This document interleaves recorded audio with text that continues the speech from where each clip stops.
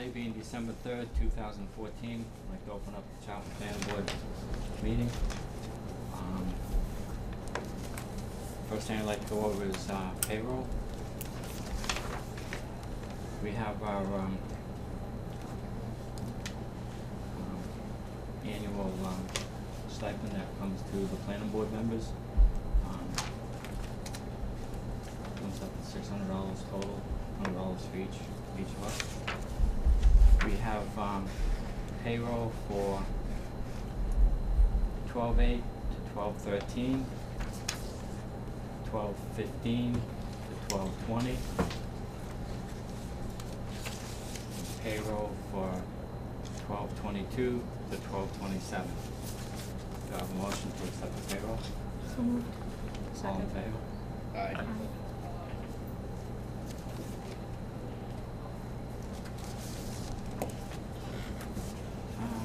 We have bills for the planning board.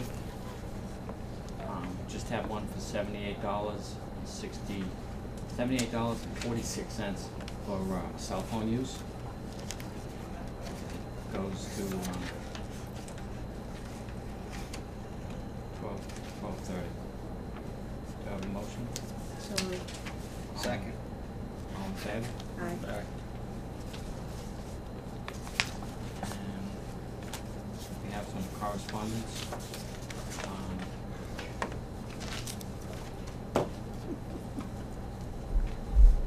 We have one from Chris Ryan, which is part of the DLTA. Please see the attached a cover letter and nomination form for the first round of the 2015 District Local Technical Assistant application.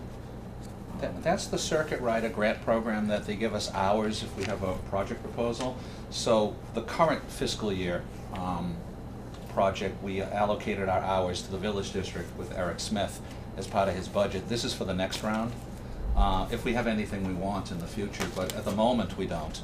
But we can always turn to that. It's there. We have a request for a public record. It's for a solar power generation project located off of Carpenter Hill Road in Charlton, Mass. It's a lawyer firm asking for the public record. Yep, I spoke with him this afternoon, asking him, is there a concern from an abutter or somebody, and it isn't. He represents someone in a civil matter, in a dispute with the company in general, and he's just doing a spreadsheet for his client of all of their active projects. So it wasn't anybody concerned specifically with that project, it was just generic information. We have a site visit report from Graves Engineering. It's in regards to November 5th, 2014. It's the Revo Biological Rabbit Facility. Upon arriving, GEI walked the accessway to confirm that remediation was taking place since the last heavy rain we received. All of the slopes have been graded and sprayed with hydroseed. The damaged siltration fencing has been reinstalled and has been moved off the catch basins, and the sediment has been removed out of the F-23. The following is a summary of structures set prior to today's visit. They looked at manhole DMH8 and the catch basin CB24. Graves' report shows some pictures which would be worth looking at so that you can get an idea what manhole covers they're looking at. Nothing really other than that. No, it's going just- very well, actually, and again, that's a $25 million project in terms of jobs and tax impact to the town. It's a lot more than what people realize. It's a nice facility. The Oxford Planning Board is holding a public hearing notice. The Planning Board will hold a public hearing notice on Monday, December 8th, 2014. An applicant for a special permit and site plan review submitted by BWC Stillwater River LLC. Proposal to install a 4.0 MWAC ground-mounted solar array consisting of approximately 13,250 solar modulars and associated equipment, but may only be granted. Accessor map 12, parcel A01, B01, B02, B06, and map 07, parcel A14, A15, and A16, and located on the south side of Kelly Street in an R2 suburban residential zoning district. So we got another solar farm going in Oxford.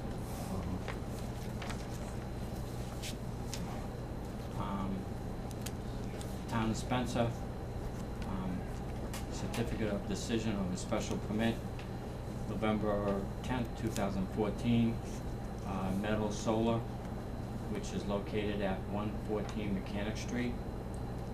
ZBA action, approved with conditions set below.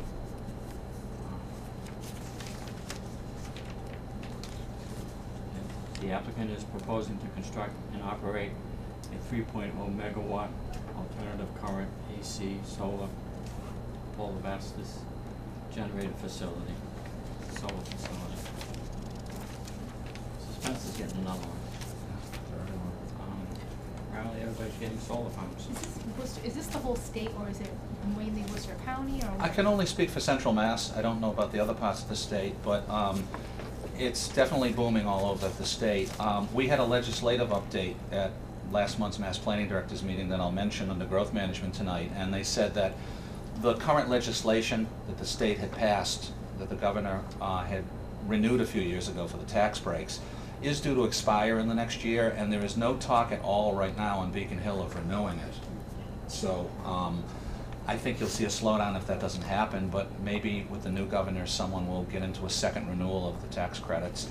But right now, it seems to be booming all over Central Mass. Yeah. We're not alone. Not quite being 7:15 for a public hearing. Alan, do you have anything? Yes, Mr. Chairman. We did have an A&R that is just a re-signing of a previous one you approved. Burton Engineering had brought in last year. To refresh your memory, you approved a site plan for Ralph Nichols on Route 169 to combine his two parcels over there and expand. And he hadn't started the project yet, and when they finally went to file the A&R at the registry recently, the original date had expired, so there is no change. Jane was kind enough to pull from the files the original one that you signed back on February 6th of 2013. The registry usually gives people about 6 months, and then they say, go get another signature. So it's the exact same plan. I don't know how many current members on the board were on the board back when we did the site plan in 2012, but on Route 169, Ralph's property, he's combining all of it into one parcel, and then the site plan will allow him to expand over there with a new parking lot. So the A&R just, does a consolidation. So they'd like to file it in the next couple of days at the registry. So basically, he forgot to get this to the registry in a timely manner. Exactly, yes. And, after you reviewing this, you don't really see any changes? No, it's the exact same plan that you signed back in February 2013. It happens every few years to somebody. Any comments from the board? Do I have a motion to re-sign the A&R plan for Ralph Nichols project on 169? So moved. Second. All in favor? Aye.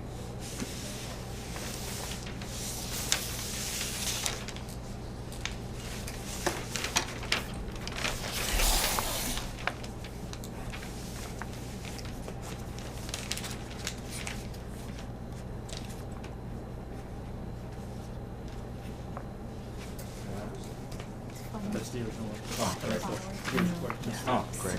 This is from the mail, the Revolver report, and I'll put this on your desk.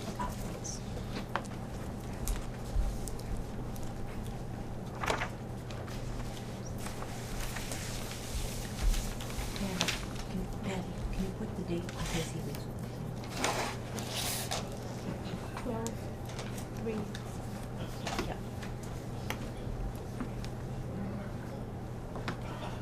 We could do the Reserve Eastern west extensions. Also on your agenda tonight for developer Jay Cohen is the annual extension request for his two subdivisions that will be built eventually on Freeman Road, the Reserve East and the Reserve West. Routine extensions, he usually gets them in a month before, so the Reserve East is a request to extend to January 3rd of 2016. That's a year from next month. And the Reserve West is right behind it. You approved it by a different meeting schedule, so this would be submitted and extended to February 7th, 2016. He's still in a holding pattern just with the economy and all, but he still has options on the 3 parcels he's combining for those 2 subdivisions. And he still wants to keep them active and maybe get into them in the next year or so. This is off of Freeman Road. Yes, on the east and west side.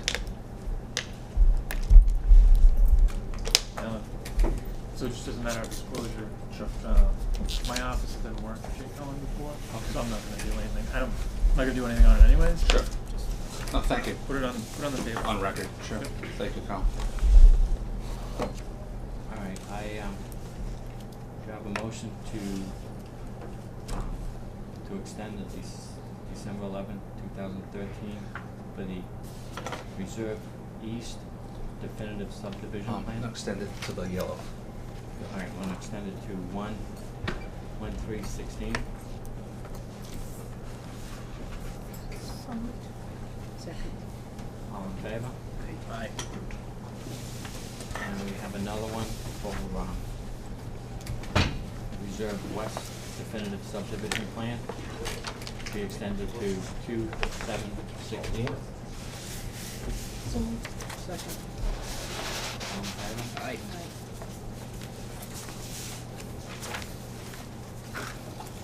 Thank you, Mr. Chairman. Yep.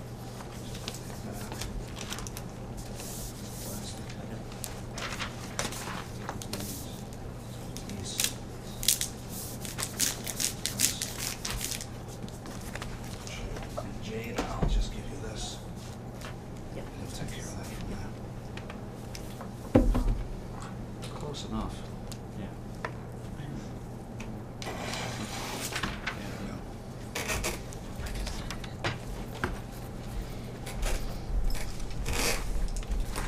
Okay, being 7:15, the Child Planning Board would like to hold a public hearing in accordance to section 7.1.4, 7.2.1, and 7.2.7 of the Charlton zoning bylaws.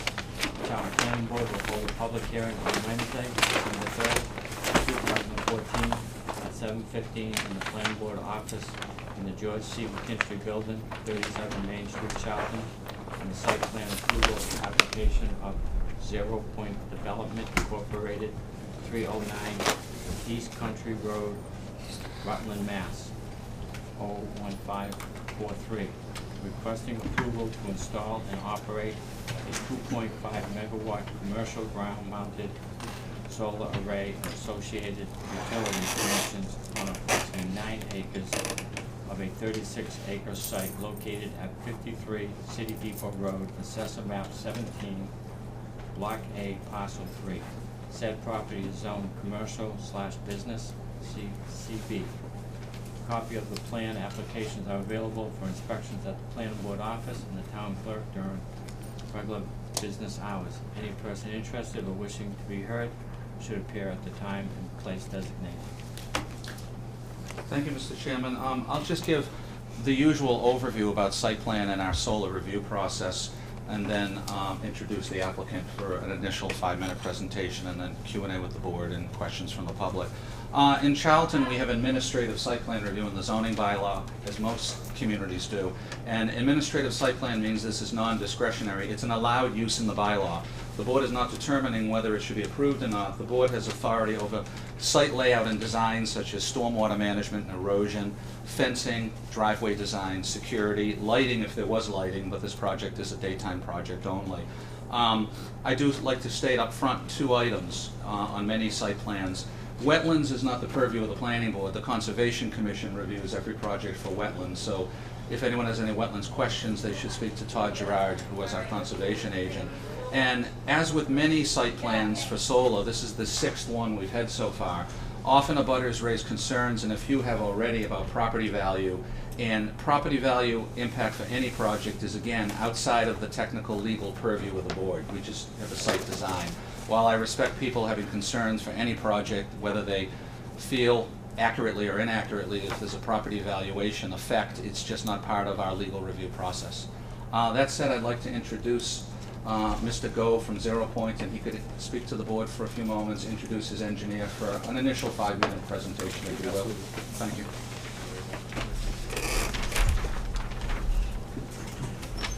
Good evening, everyone. Thank you very much for your time. My name is Brendan Gove. I'm the president of 0 Point Development Engineering Company out of Rutland, Massachusetts. Started developing solar projects about 2 years ago. We've got a 2.5 megawatt DC project here. We're looking at 53 City Depot Road. Mass Turnpike, just to get your bearings, is right here. So we've been working hand in hand with Graves Engineering, finalizing the site plan. We're here to talk to you today, give you an update on the site plan review with engineering review with Graves.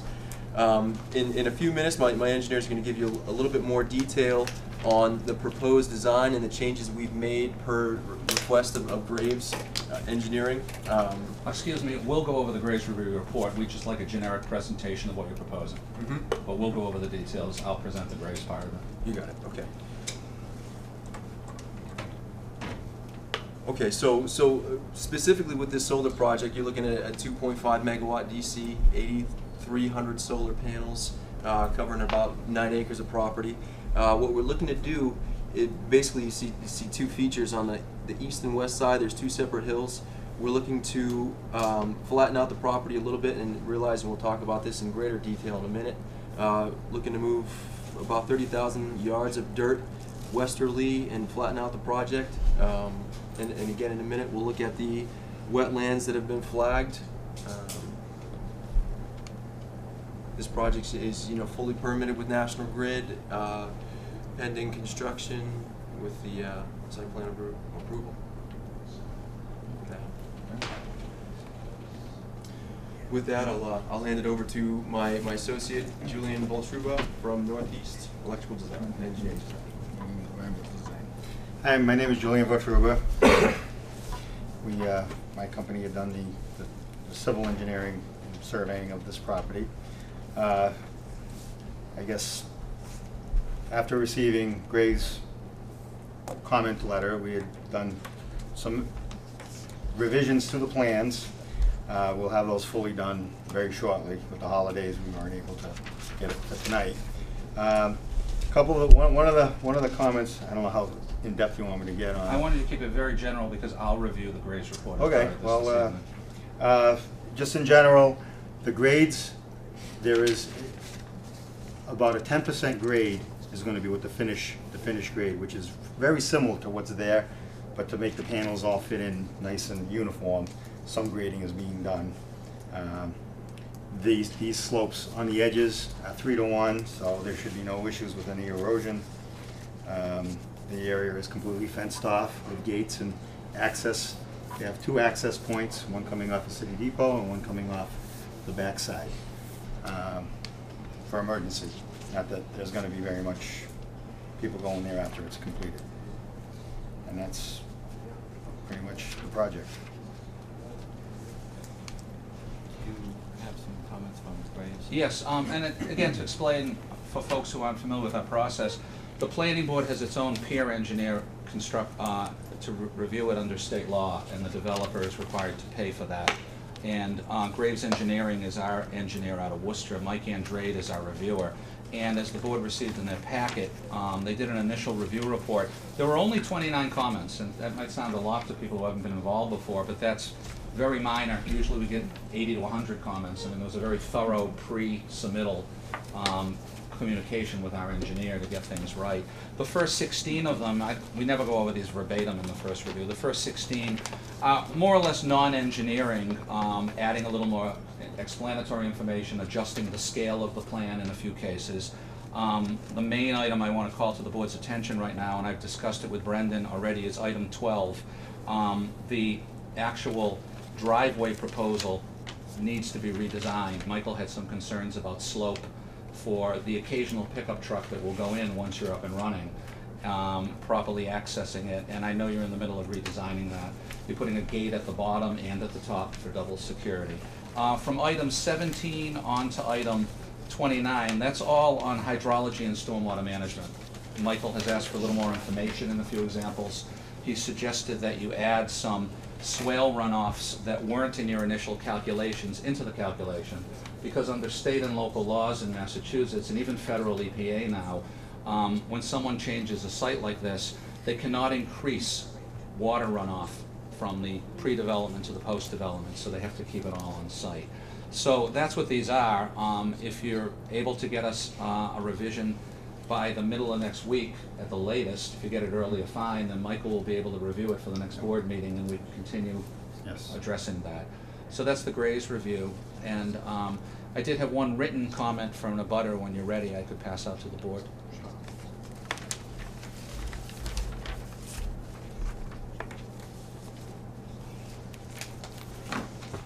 This is basically gonna go on a 9-acre lot, 30, sorry.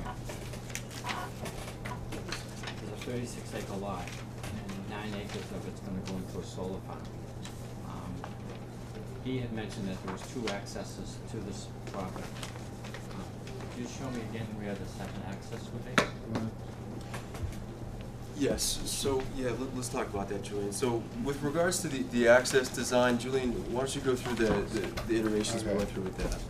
One of Graves' comments was the access that's existing. This right here is an existing gravel roadway, driveway. I feel it's very accessible for a vehicle. I've been driving up and down here doing all this work without any issues, even yesterday.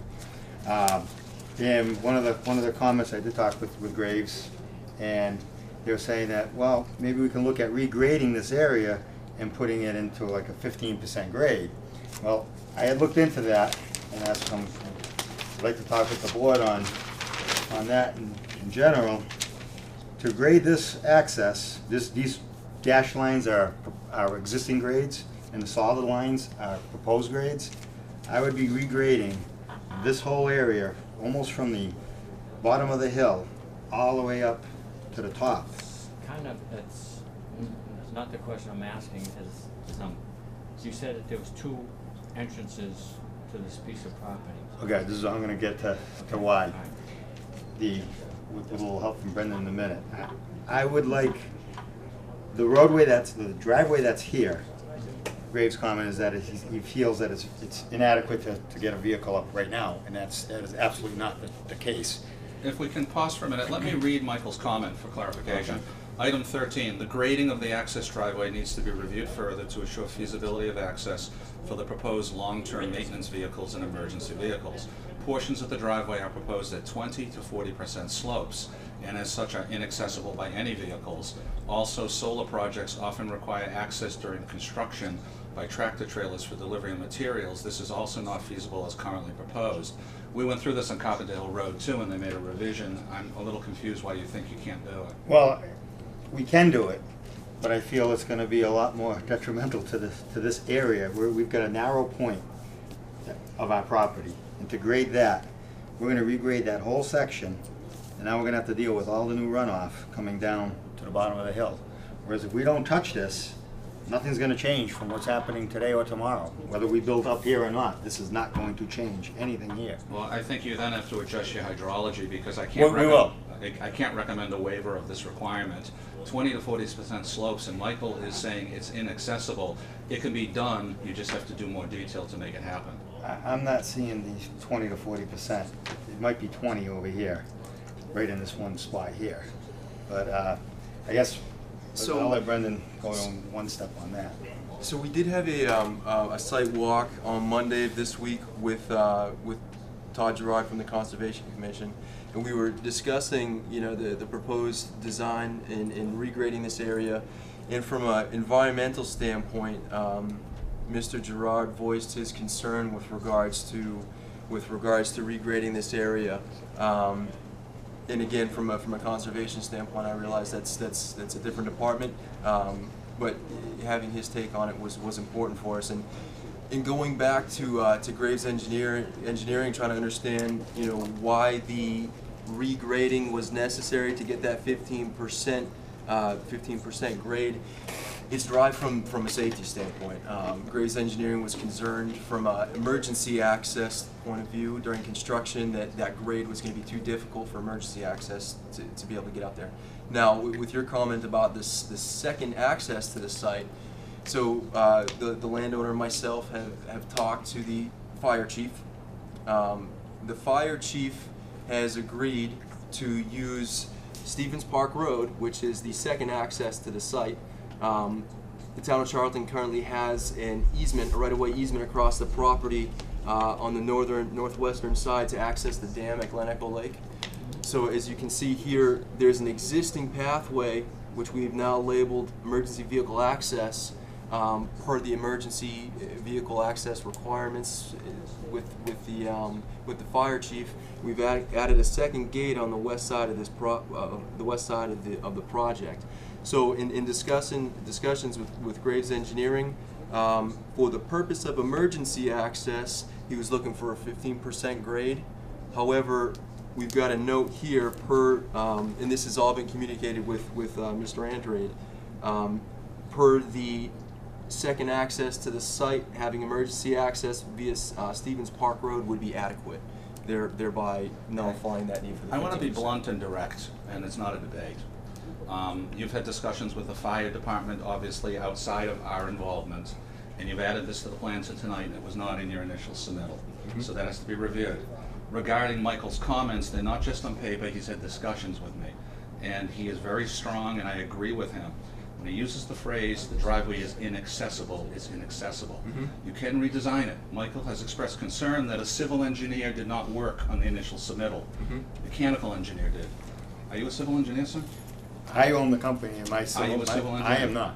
Okay. My engineers worked on this. I think you need a field meeting between now and the next planning board meeting with your civil engineer and our civil engineer at the field. I'm talking, you'll have a chance. And I cannot waive the recommendation from Graves on a redesigned proposal for that driveway. And we'd like further information on the second one you're proposing tonight that we haven't received prior to. I think these are simple issues and they're doable, but you need to be willing to work on them and go through our normal process, and you need to propose a revision. It can't be approved in the manner that comment 13 focuses on. So it's not a debate. We'd like to see a revision of that. Very simple. I'd like to comment on the professional engineer status. Doug Best, who stamped the plans, is a professional engineer who is competent in doing this type of work. As a professional engineer under Massachusetts registration, he is qualified to do this work. We haven't received that. I'll read his comment number one. The plans as originally submitted are stamped by a land surveyor and a mechanical engineer. So beyond this evening, we'd like revision submittals that reflect that a professional civil engineer submitted. I don't need a letter tonight. I need something as part of the next submittal. Okay. And we need to work cooperatively to get a revision to address these items. It's not a debate. These are routine items. We went through the same thing at Carbondale Hill Road, and we had cooperation on that one. Oh, no problem. So we'd like to see a revision, Absolutely. and we cannot leave that driveway the way it's originally proposed in the application. That's, I still don't understand where the second driveway, you're showing it going to Stevens Park Road. But who owns this piece of land here? Is this going to? well, actually, this plan was for discussion for tonight, because we didn't have all our things done for a grade review. If this were, we were trying to see whether this would be adequate coming this way, seeing that it's not going that direction. This driveway goes right along the property line, comes right around to a point here. I would get more detail on that for you guys to see. If, we're trying to avoid this, but it is doable, so that's not gonna be a problem. We can make this happen. We are very fortunate we have a actual catch basin connected to a system, so all the water coming down here, we have a way for it to go. It's just, from discussions with the conservation, I know it's not this department, this is, whenever you see this much grading on a hill coming toward this direction, it's a little bit trickier than, this has been like this for how many years and there's been no issues. So But that's not a problem. The concern I have is you got a 36-acre lot, and 9 acres of it's gonna be a solar farm, which is gonna be enclosed with a fence. Mhm. How does one access the other remaining land if the 9 acres is all fenced off? This is a cart road right here. They That can- will be outside the That'd be chain link outside, they fence? can go around Okay. on the outside of the fenced area Okay. easily. That's what I couldn't visualize is, how do I get access to the rest of my, this gentleman's acreage?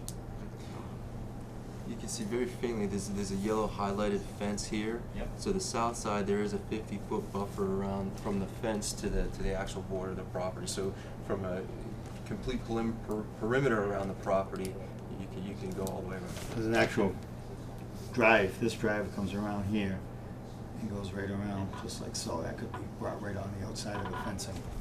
So you'll be able to access right around it with a vehicle. We'll show the detail of that one. Is there a possibility of showing more of a detail for this on your second plan that you? Oh, absolutely. If I guess the question will be is, Brendan, with the board, are we going to entertain this along with this, or both, or just deal with this and disregard that? Yeah, I think we've got to go through that resubmission process and handle that with. That's not an issue. So, do you feel you still want to entertain this second? Yeah. Okay, so we'll do both of those. Then what we need in the revision that comes in the next week or so is the details on both. Mhm. And we'll continue to coordinate directly with the fire department for comment on the next round. Mhm. Ellen, has Mike Andrade seen that? He has not seen, no, access he hasn't. option? No. No, Okay. this came in, this was walked in this evening. Right. So let's see what Mike says about that as well. All right. But I did talk with Mike, and 15% was the number that we came up Right. at. If you can make it 15%, because I was kind of throwing a dot in the air. And then I also did site distance. We went out there and shot site distance, and I talked to Mike on how, Right, I'm aware of that. of what he wanted, and I believe it'll be adequate. And while we were working out here, just this summer, they were doing a lot of work right here at the Turnpike Bridge. Mhm. And there was a lot of stuff going on here, and I was surveying out in here, and it seems to be not too bad of an area Sure. to be able to have construction. Try that to the public. Yes. At this time, is there anybody in the audience who would like to make a comment or ask some questions about the project? You can state your name and your address. Michael in the back. Spencer, 64 Stevens, Michael Spencer, Yep. 64 Stevens Park Road. I know that Stevens Park Road is not a public road, that in fact there's a property owner that owns everything from my house toward the dam, and that that the houses there have the right to use that as part of their deeds. My question is it within the purview of the planning board to take an easement for the town for the dam and alter this person's property to make it available to vehicles when it's private property? That's the proposed secondary access we're talking about. It's a very good question. No, it is not within our authority. And my standard answer when anyone asks about new easements or private roads is I'd recommend the applicant check on any rights of easement within an existing easement. If there is no easement, we can't require anybody. That would be between the property owner who owns the property and the applicant who wants a new easement. Regarding use of Stevens Road as a private way, again, that's outside of our purview. I'd recommend that the applicant check on any rights of that. My understanding in general from previous projects is private roads are usually allowed for access to anyone who has property that they can access it. But to upgrade a private road requires everybody along the road during the point of improvement to agree. If one party In this didn't. case, the access does not extend to this property. Yeah, then if he's trying to get access across a private piece and that person allows it, it will be allowed. If that person didn't allow it, he couldn't access it. I think they probably should look very carefully. He's a pretty good friend of mine. I don't think he's going to allow it. And again, that would be between that person and the applicant. You know. Have you talked to anybody yet about that, or property owner? Yes, we have. My understanding is that there were adequate existing easements, but I will look into that. Yeah, and you really should look into that. Sometimes it reaches the point where you need a title company to review it. Other times your attorney can just look at the easement documents you give him or her and confirm whether you're okay or whether there is an issue. Yeah, my name is Bob Reed, and I believe I'm one of the abutters here, and what I would like to do is try and get a feel for exactly where, this access road, I think this is the existing access road that they did the logging with. I can tell you, they had bulldozers pulling the tractor trailer trucks up the hill. They had a heck of a time, you probably know that. Yes. Now, I'm on Stevens Park Road, I'm the first house going in on the road. Can somebody here define where my lot is relative to this? I think there's a house here. This Yeah, plan, Mr. Reed, if you look at this plan, here's the access road that you were just talking about. Stevens Park Road comes up like this. Your lot is right here. Robert A. and Edie have Oh, Reed. okay, so So you- we're, Yes, if you want to turn that, go ahead. yeah, we're looking at it, this same map. Yeah, exactly. Is that right? Okay, my land is here. And so this would be, let's see, Stevens Park Road, we continue on over here. Okay, I know these people too. So it would be over the top of, their land. And we'd be looking at the boundary line. It's right along, there is a identification stone wall in that area that, defines everybody's property line.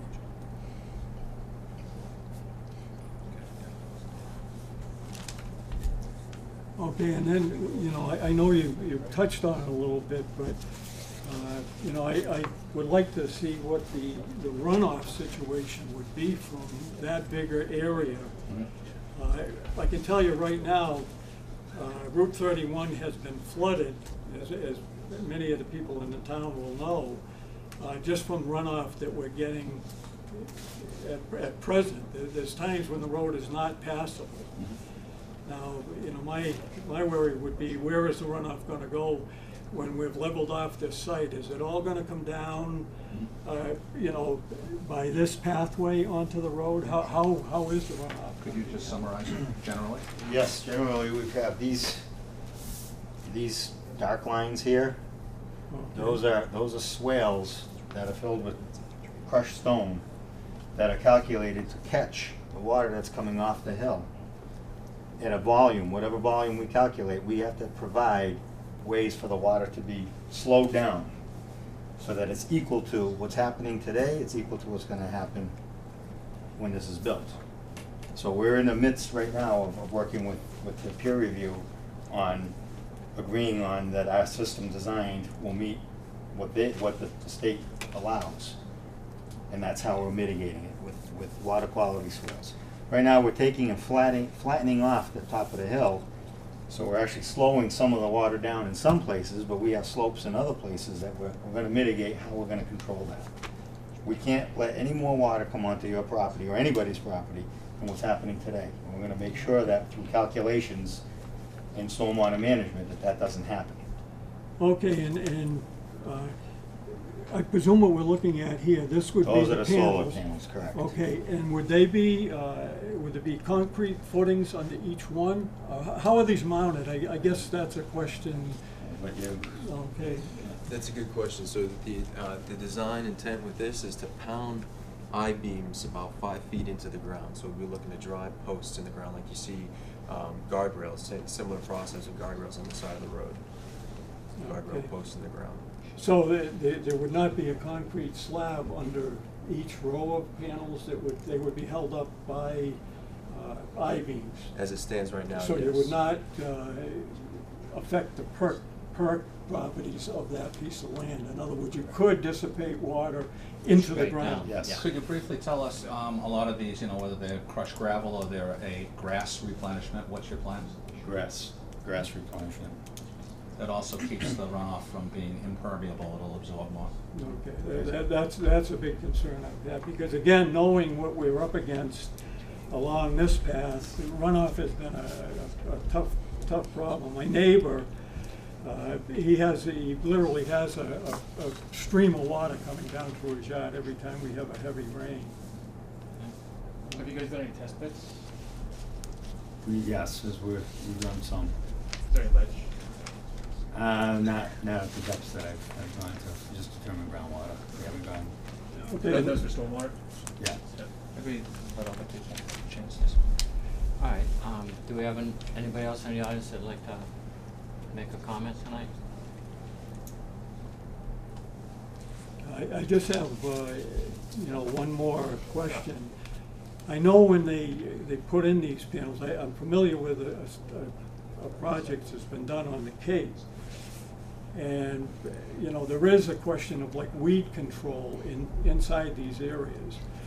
When you have weed control, that can involve spraying of chemicals, some of the stuff you would use in your yard. There is a concern, with handling that when it runs off, so.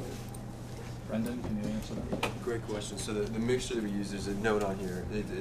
There's a mixture called geoprene. This geoprene material is a genetically fabricated rye that only grows about 2 feet tall. So the intent is once every year in the summer you go around cutting the grass, but you would not need pesticide. Well, you wouldn't need any sprays or anything like that to kill the grass. Okay, well, thank you very much. Do have a written comment from a butter. Yep. If I could give the board, and if I could provide a brief comment on the butter's concerns. Thanks, Carl. 3 in that direction, and 1, 2, 3 in this direction. And can you just give one to Brendan? One for you and one for Brendan. Linda Denault is a butter who couldn't be here this evening, and she sent me an email. And her concerns from the email, the board wants me to read it, or? Sure. Okay. Dear Mr. Gordon, as an abutter to the property proposed for the solar farm, I want to express my serious objection to this long-use term of the land in question. Placing a solar farm will only decrease the value of the adjacent property neighborhood. The land that I own, having been in my husband's family for many years, is of relatively low value. However, with the addition of the solar farm, I believe its value will be even less. One only has to look at the solar farm recently completed at Route 20 Richardson's Corner to understand how aesthetically displeasing solar farms are. Proponents will argue they're protecting the environment, but seeing trees that are cut for such projects, it's hard to support that line of thinking. Additionally, there's little evidence that solar power is a cost-efficient energy alternative. I'm not available to come to the meeting in person. I hope you'll share my views and objections as an abutter with the planning board. Thank you. A brief comment. One, I responded to her by letting her know that I would provide it at her request at the hearing, and that the meeting obviously is continued, and I can let her know about future dates. But with all due respect, and I respect everybody's opinion, as I mentioned earlier, the board cannot legally take into consideration anyone's legitimate concerns or not legitimate about valuation of property. It's outside our legal purview under the State Zoning Act. We're meat and potatoes, site design issues. I will comment that I've been to Mass APA and Mass Planning Director workshops, and the question has been asked, and no one has provided any solid documentation on solar farms or occasionally wind facilities such as the few you've approved right now affecting property value one way or the other. But I respect her point of view and her concern, but it's just outside the purview.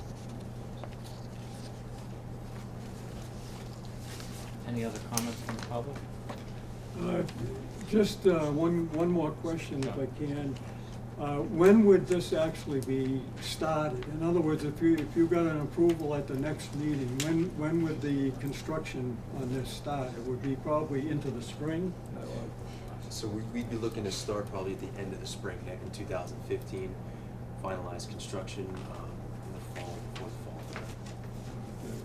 Thank you. Any comments from the board at this time? Nope. I'd like to continue this public hearing. We'll get another set of drawings, and we'll get Gray's peer review documentation submitted to us again, and At this time, I'd like to have a motion to extend public hearing for another day. So move. Second. If you can Thank get you. it to us, 3 copies of everything to this office, and then I'll provide it to Graves. Okay. And we'll keep moving, and if earlier would be fine, but if you can get it by, say, Wednesday at the latest next week, it will give Michael time to do a second round for the 17th. Okay. Thank you so much. Thank you. Question, Alan, how would the abutters know when we have the next public hearing? We don't send out another notice, but if you'd like to call the office, and we also post it on the webpage, but it will be, I don't know the exact time, but it will be 2 weeks from this evening. So, unless you'd like to leave your phone number, we'd be glad to call you and let you know too. Thank you, Mr. Chairman, good point. Thank you. Thank you very much for your time. Mr. Reed's phone. Thank you. If you leave your phone number, we'll call you. Which one? Want to just have them do it on the sign-in sheet, is that? Yeah. Oh, sure, if you want to put it on the sign-in sheet, that'd be great.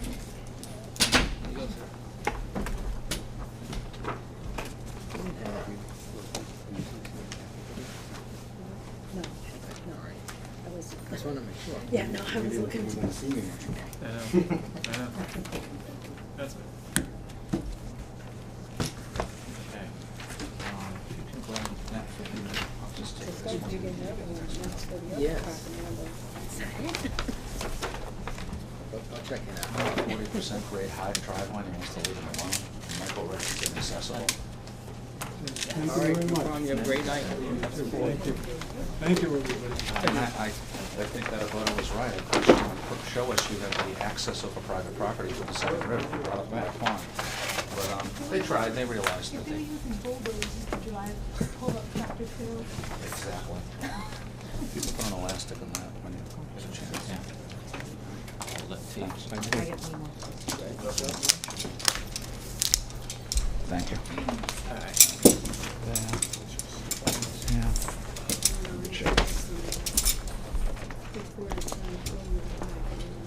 Hey, Ron. Good evening, Al. My brother.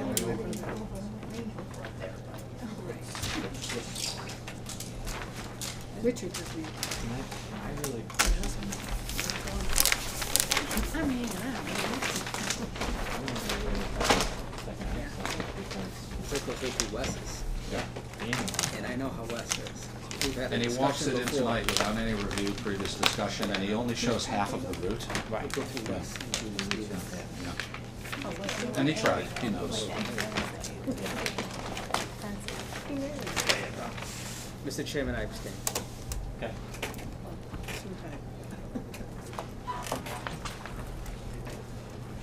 And you're alive. Like you in the wall. Do you have a notice for this? Yes.